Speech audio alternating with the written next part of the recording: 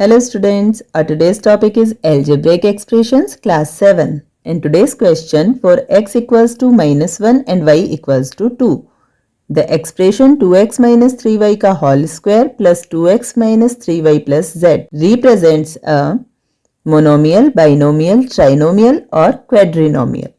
हमें find out करना है कि हमें जो एक्सप्रेशन दिया है उसमें अगर हम x और y की वैल्यू पुट करके उसे सिंप्लीफाई करते हैं तो जो ऑब्टेन्ड एक्सप्रेशन होगा वो मोनोमियल होगा, बाइनोमियल होगा, ट्राइनोमियल होगा या फिर क्वाड्रिनोमियल होगा। इसे हम सॉल्व करके भी फाइंड आउट कर सकते हैं या फिर डायरेक्ट हम बिना सॉल्व किए भी इसका आंसर फाइंड आउट कर सकते हैं। पहले हम इसे डायरेक्ट सॉल्व करते हैं। 2x जो टर्म है वहां जब हम x की वैल्यू पुट करेंगे तो ये कांस्टेंट टर्म हो जाएगा। इसी तरह -3y में जब हम y की वैल्यू पुट करेंगे तो ये भी कांस्टेंट टर्म होगा और इन दोनों को हम सिंप्लीफाई कर सकते हैं। और अगेन 2x minus 3y यहाँ भी हम x और y की वैल्यू पुट करेंगे तो ये दोनों भी कांस्टेंट टर्म हो जाएंगे। सभी कांस्टेंट टर्म्स क्योंकि लाइक टर्म्स है इसलिए इनको हम सिंप्लीफाई करेंगे तो हमें एक सिंगल टर्म मिलेगा। और z जो है इसकी वैल्यू हमें दी हुई नहीं है इसलिए ये एक सिंगल टर्म अलग से रहेगा। तो हमारे पास यहाँ सिंप्लीफाई करने पर 2 टर्म्स ऑब्टेन होंगे।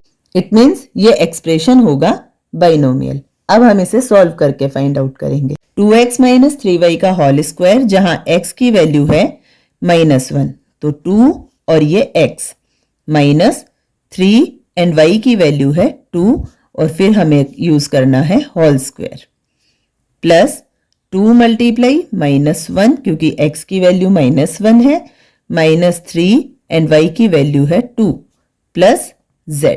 अब हम इसे सिंप्लीफाई कर लेंगे। 2 को -1 से मल्टीप्लाई करेंगे -2 माइनस 3 2 ज़ा 6 और अगेन स्क्वायर। अब +2 को -1 से मल्टीप्लाई करेंगे तो आएगा -2। इसी तरह -3 को +2 से मल्टीप्लाई करेंगे तो आएगा -6 और plus z as it is रहेगा।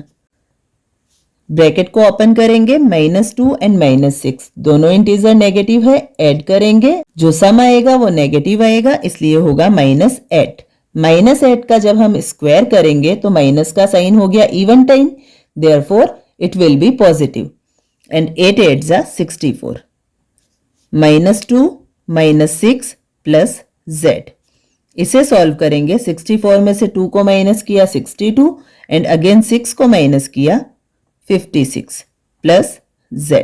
अब ये और सिंप्लीफाई नहीं हो सकता। इट मीन्स यहां हमारे पास एक कांस्टेंट टर्म है और सेकंड टर्म है z, इसलिए ये एक्सप्रेशन है बाइनोमियल एक्सप्रेशन। और जब हमने डायरेक्ट सॉल्व किया था तब भी हमने इसे बाइनोमियल एक्सप्रेशन ही आइडेंटिफाई किया था। इट मीन्स जब हमें किसी एक्सप्रेशन को according to number of terms classify करना होता है तो हम उसमें अनलाइक टर्म्स को काउंट करते हैं क्योंकि जो लाइक टर्म्स होते हैं वो सिंप्लीफाई होकर एक ही टर्म बन जाता है। जैसे हमें दिया है the expression 4a minus 3b plus a is a trinomial.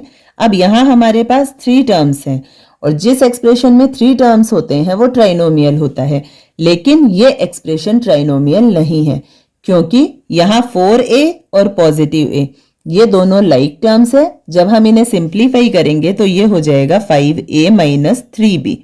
It means यहाँ अनलाइक टर्म्स 2 ही है जिसमें एक में वेरिएबल a है और सेकंड में वेरिएबल b है, इसलिए ये बाइनोमियल एक्सप्रेशन है ना कि ट्राइनोमियल एक्सप्रेशन।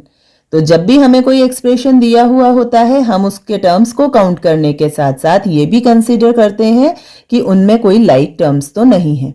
अगर लाइक टर्म्स होते हैं तो पहले हमें लाइक टर्म्स को सॉल्व करके सिंगल टर्म बनाना होता है और फिर हम अनलाइक टर्म्स को काउंट करके ये आइडेंटिफाई करते हैं कि दिया हुआ एक्सप्रेशन कौन सा पॉलिनोमियल है। इट मीन्स ये स्टेटमेंट फॉल्स है। और अगर हमें पूछा जाए an expression with 3 unlike terms is called, अब क्योंकि जो एक्सप्रेशन है उसके 3 टर्म्स हमें दिए हैं जो अनलाइक है इसलिए इस एक्सप्रेशन को हम बोलेंगे ट्राइनोमियल।